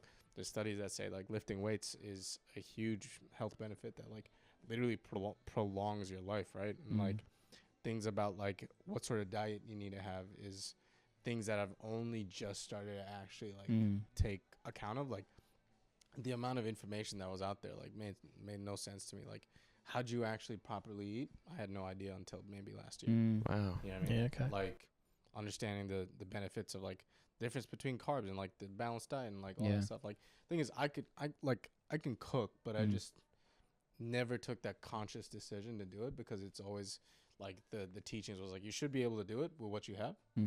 You're just not making enough of an effort. Is the way they went about it, right? So like in that that mindset, I kind of kept going with that and being like, well, if I just work harder or if I just keep like if I run longer, right, then it's gonna go. But that didn't obviously happen. So now I think what I'm coming to is like trying to make it mine is I think my little like gem of wisdom for anyone that's like trying to figure it out is like make it your own. Like try and not stick to someone else's like plan that's or really someone else's important. diet. You know what I mean? Because like That's such a good point, man. because like here, like the thing is, for a while I've looked at like people who have been athletes and been like, why are they still like they're not really doing anything too crazy? Like why have they been able to do it? So just trying to make it my own. So like whatever information comes to me, I'm like, all right, that works really well for me, even though scientifically that might be like there's probably a method that works better or something like that, but doesn't really work better for me. So that's what I'm trying to do. So even like down to eating, I know that I like sometimes I gotta have carbs and things like that. So that's what I'll do. I'm not gonna be able to do that sort of weightlifting in the gym, so that's what I'm gonna do. And that plan doesn't work for me. I like have taken stock to like, all right, you're not gonna be able to run for 30 minutes straight anymore. So break it down to how you need to do it. So yeah, that's where I'm at right now, and just the sort of thing I'm trying to tell my family at the moment is some of the same things, like make it your own, because I think you kind of have a lot of holdover from what your family's telling you, because they're going off the information and the teachings they had right growing up, and they've made it this far, so why shouldn't it work for you? But the literal like the way the world is shaped and like how things work is different than when they used to have to explore it, right? So I've like a lot of what I tell some of my younger siblings is like just make it your own, like, and just do what you need to do. But thanks for sharing, guys. I think I'm learning a lot from you, and also being honest when just open table, being open is great. I'm gonna, as you guys are talking, I was thinking about my own personal journey. I'm gonna take it a different route, and something that's impacted me is more from my mental perspective, and it ties back into physical, so I get there. But to add a bit of context, I think for me, growing up, I've got an older brother, but he kind of moved out when I was sort of 12, 13. So I kind of grew up as an only child, majority of my teenage years, my formative years at home. And for that matter, like being a boy, being confused, going through puberty, having like parents that, you don't really open up to, it was a bit hard to kind of have an outlet to really speak about what I'm going through. So I think growing up, I was alone a lot of the time, but now I'm more comfortable being alone, but growing up I wasn't, and I had friends living all over Sydney and, really catch up with them all the time. But I don't know, I confided in being by myself a lot, being an introvert, and I thought I was an extrovert, but I guess I really just wanted to be by myself. And I think that being alone and having a lot of idle time to myself, I was really an overthinker. Like I always thought about everything and anything that wasn't important, or put too much emphasis on things that I thought were important, but looking back at it now, shouldn't even cross my mind. Right. But fast forwarding to about when I was 20, kind of was like the first episode where I had like a really like a form of depression and anxiety. And I think kind of where it stemmed from was, and this is going to get a bit deep, but like going to Europe, I was like 20, travel with some friends, and I, as you do as a 20-year-old, party, have fun, whatever. Met this girl at a festival, and after this, festival, we had sex, and I thought nothing of it. But then, sort of a week following that incident, I was kind of getting messages from this girl that potentially she was pregnant, and it was really messing with my mind. And this was back when only Facebook was really the platform, so you can imagine how pixelated things were back then, in both visually and via text. And the conversation was very emoji-less, so it was hey, blah blah blah, full stop. Like it wasn't like tongue out emoji, like pregnant, like love heart with a baby joke. It was kind of like, and this was whilst I was traveling. I didn't have a SIM card, and I was traveling around Europe, and this was at the start of the trip, so I had another 3 months to go, and it was just like, I was kind of like, let me just check in with this person. And then every time she was a bit vague, and she was very like, oh, don't worry about it, I'll look after her. Just really messing with my mind. And I told my friends that I was with, and it's like, dude, like she's just lying, like don't worry about it. Obviously going to like a less wealthy country, this could be an example of how people kind of rip off, travelers yeah. or whatever. But at the time, I was kind of like, shit, I wasn't thinking about anything but, damn, I've really like, I really believe I didn't, but this girl was really messing with my mind and just kind of played with the back of my mind. So I had a great trip. At the back of my mind, I was like, damn. And I just kind of parked on the side, came out to Australia after like 4 months. And then it really started playing on me. And I was like, okay, I need to really put this to bed. And I saw a therapist. And I think went to someone from Headspace and had like a free consultation back then, which was really awesome. Basically told her the story and she kind of put my mind at ease and basically said, just leave it. Like this, obviously, if it was real by now, like it isn't real. And I think what this person's trying to trick you. But I think, being vulnerable, being a young man and obviously being in a different country, I wasn't thinking that. But that was like the first episode of being really like overthinking, really like blaming myself and putting that pressure on me. And funny enough, or not funny enough, at the time, my older brother had just had his first child. And I was like, damn, I can't be basically doing this when I'm one, I don't know what I'm doing in my life, and two, I'm going to be an uncle soon. So it really messed with me. So that was the first episode. And I think around about the same time, I was going out a lot and doing, partying and whatever, and also did a lot of party drugs at the time. And I had an episode where I, went on a two-day, festival and had a bit of a bender, and then the week after I had a mad anxiety attack. So just a series of events that really didn't go to my favor. And that really was the turning point of, okay, I got to change my life around. I got to really focus on my health, listen to my body. Whilst I don't have any regrets, it was really just like a point saying, hey, like, slow down, be present. And like, without knowing, I just kind of put my head down, finished uni, got into a job, whatever, and just started, being a bit more healthy and being conscious of my health. But yeah, I think that was a battle. And, obviously when you're depressed, it doesn't really just go away. You really have episodes of it and it kind of lingers around. And I think over the years, I really, how I kind of combated that was going to see a therapist and kind of being able to talk through my emotions, my thoughts, and just really getting that perspective, that outlet that I wanted and craved growing up and didn't have. And then a lot of the times, going back to the physical element, is my brother at the time when he was a mobile broker, he was like basically on the move a lot. So when he was like living out and living with his wife at the time, he would obviously go to the gym during the day. And I always used to like work at the pub and had like the late night shift. So during the day I'd go uni or I'd be home most of the time. And I was just like, didn't want to get out of the house. I just wanted to watch movies or watch whatever platform was stream at the time and just do that. But he would really constantly call me time and time again during the day. Like, hey, I'm going to go to the gym. Come with me. I'm like, nah, I'm good. Then I'm like on the phone for like, not even joking, like 4 minutes or 5 minutes. And he'd just be like, I ain't hanging up until you come to the gym with me. I'm going to pick you up. Yeah. So what happened from that particular example of my brother looking out for me, and obviously like just being that bell in my head saying like, ding, ding, ding, like, you got someone to go to the gym with. Like, it's the hardest decision getting in the house right now, but once you're there, you're gonna love it. And always the case. And this happened for like a few months where I'm just like, nah, I don't want to train. But bless my brother, he really like was like a bit of a pivotal point in my life where that physical health actually in fact helped me mentally to go through what I was going through.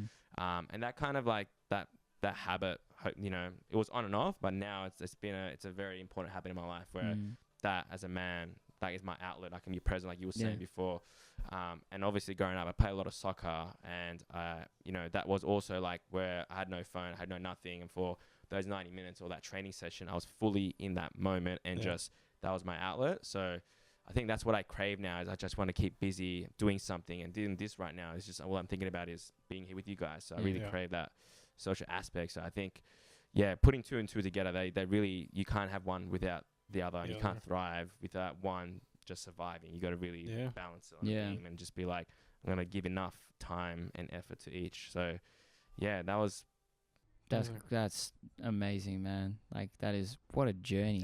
What a journey. Like, people do say that, like, most of like physical health is mental, like overcoming your own perception of your limits, and just being like, I can't do this, I can't do this, I can't do this, and then getting to the place that you need to go exercise and man, credit to your brother as well. Yeah, like, massively. wow. Like he knew that's what you needed, and he Yeah. wouldn't take no for an answer. Like, And I haven't told him this Unbelievable. day, so I was like kind of like. That's What a awesome. guy, Yeah. man. Yeah. What a guy. Yeah, Great, Well, and yeah. great for being vulnerable and sharing thank that you, yeah. story, bro. It's beautiful. it's got to be Like, said.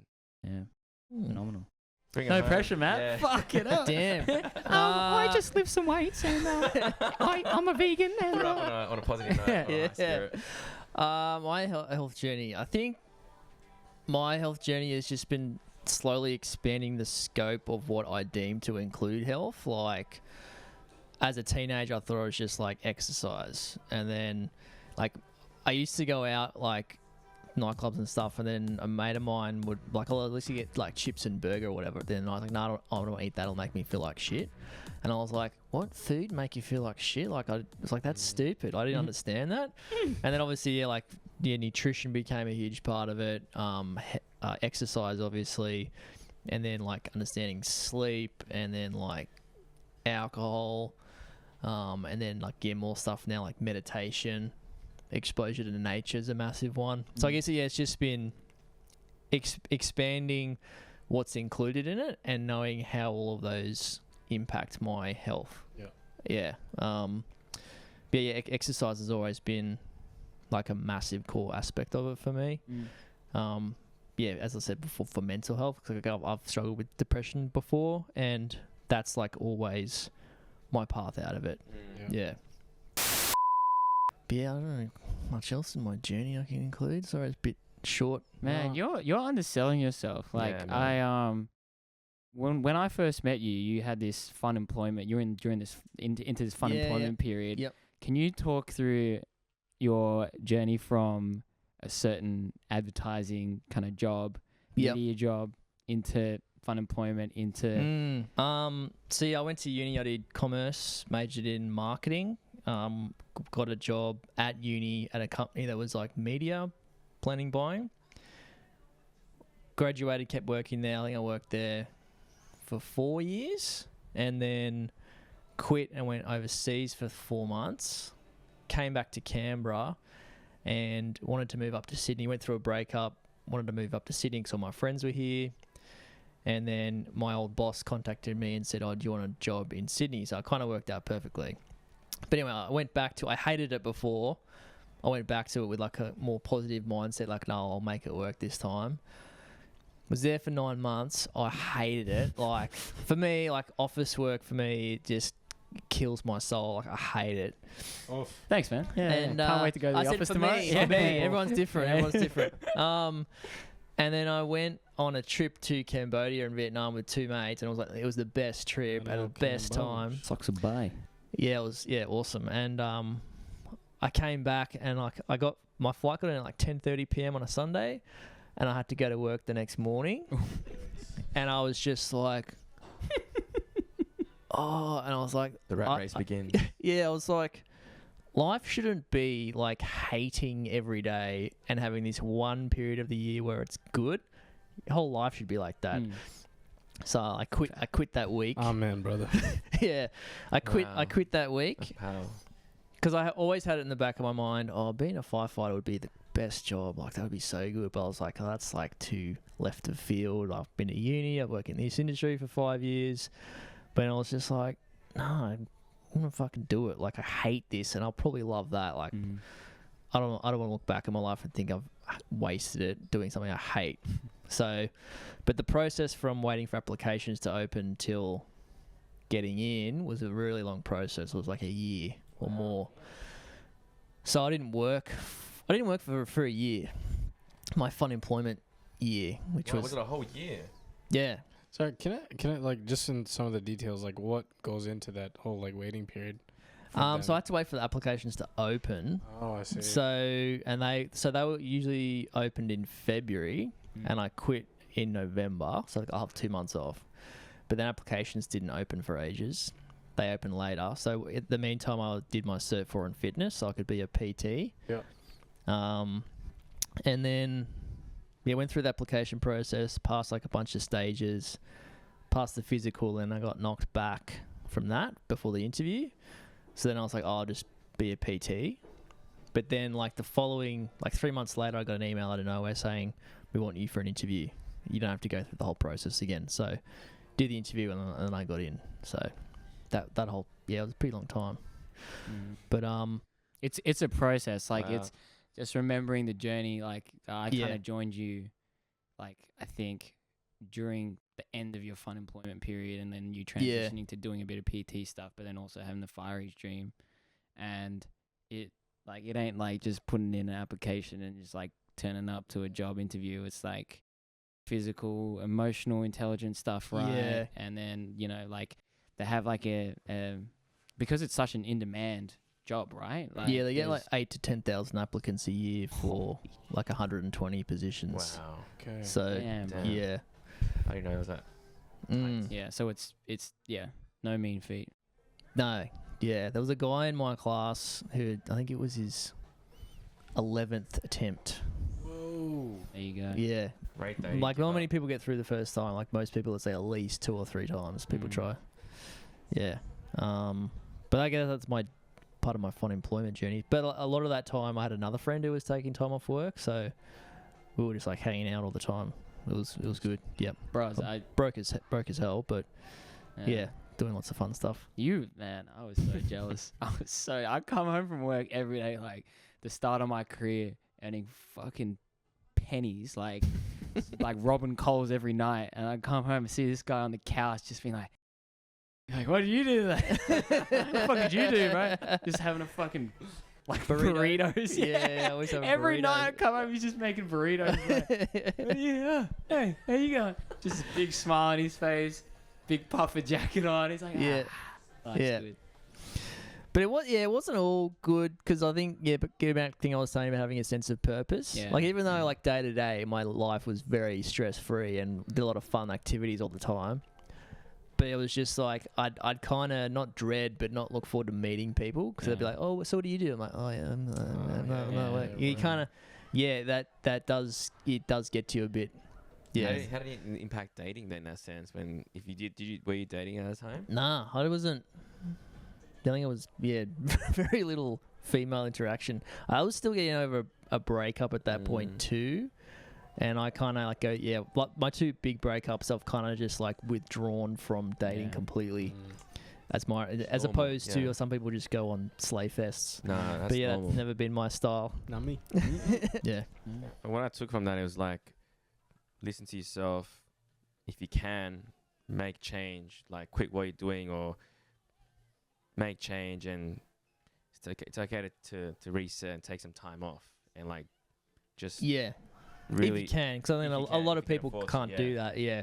But I think just pausing and stopping is so important. Yeah, Just man. whether it's a short stint or a whole year, just being real with yourself, look in the mirror and be like, are you happy with the person that you're looking at? And asking questions like, do I want to be this person? And I think that's a scary truth that we don't want to really Confront. face. Yeah. I think so many people are not uncomfortable enough to make a change.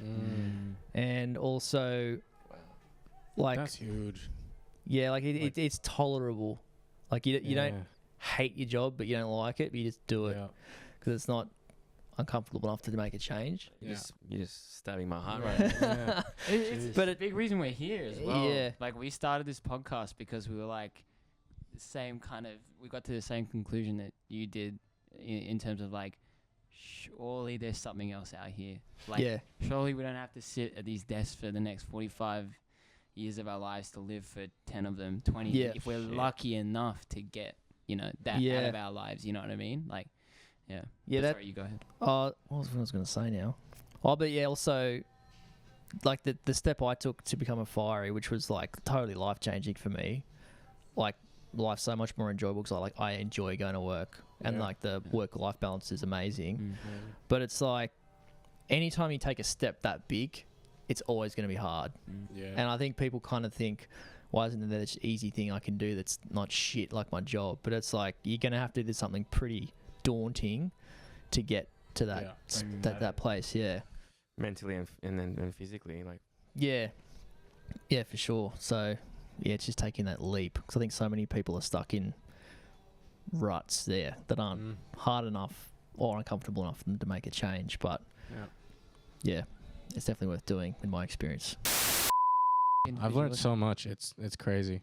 I think it's cool that it's such different stories, but we're all at like kind of a similar end. Well, we're all here right now, right? Yeah. Just in terms of like our views towards life and health and mental health and stuff, we're all such different journeys, but with a similar-ish I think destination.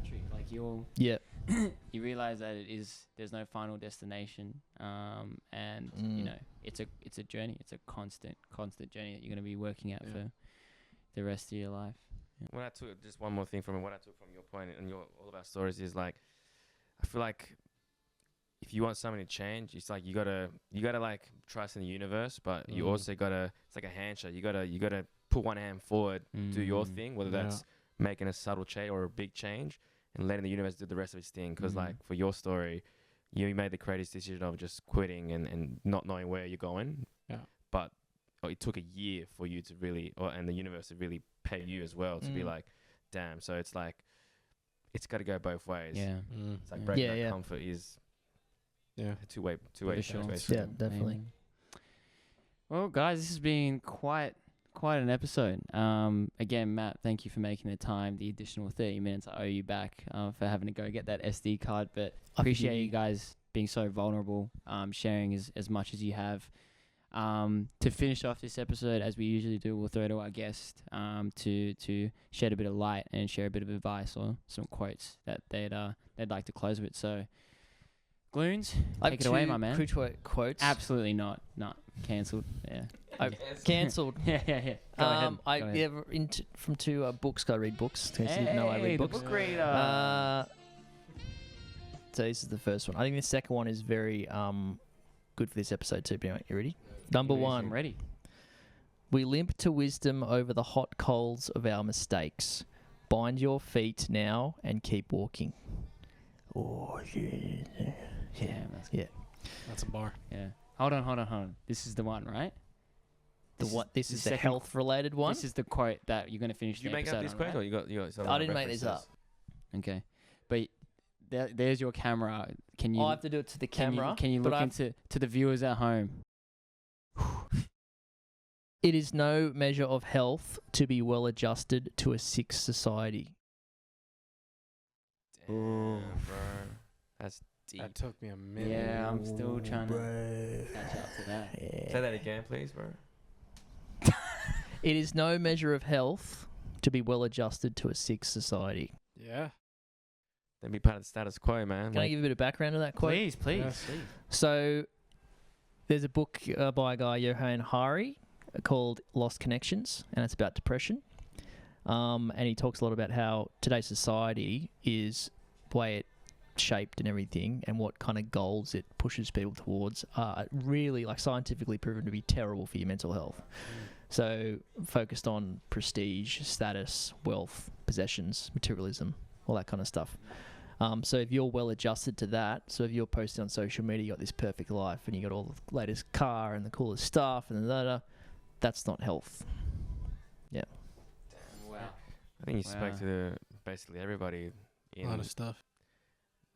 Capitalist society / Western world / Yeah. Yeah, there's like literally scientific studies that there's a direct correlation between how materialistic you are and your rates of depression and anxiety. Directly related to each other. Matt, thank you again for joining us. Molly, do you want to give me a quote? Sorry? Yeah, man. Oh, that's okay. you. Oh, damn. Oh, pressure was on. Yeah. No, you delivered. You delivered like a champ. For sure. Yeah. Thank you for having me. Appreciate it. No, appreciate your time. That's great. Yeah, phenomenal. Tune in next week or next year, whenever this drops, but something will be coming. And I appreciate you guys for checking in with us. See you very soon. Peace and love, baby.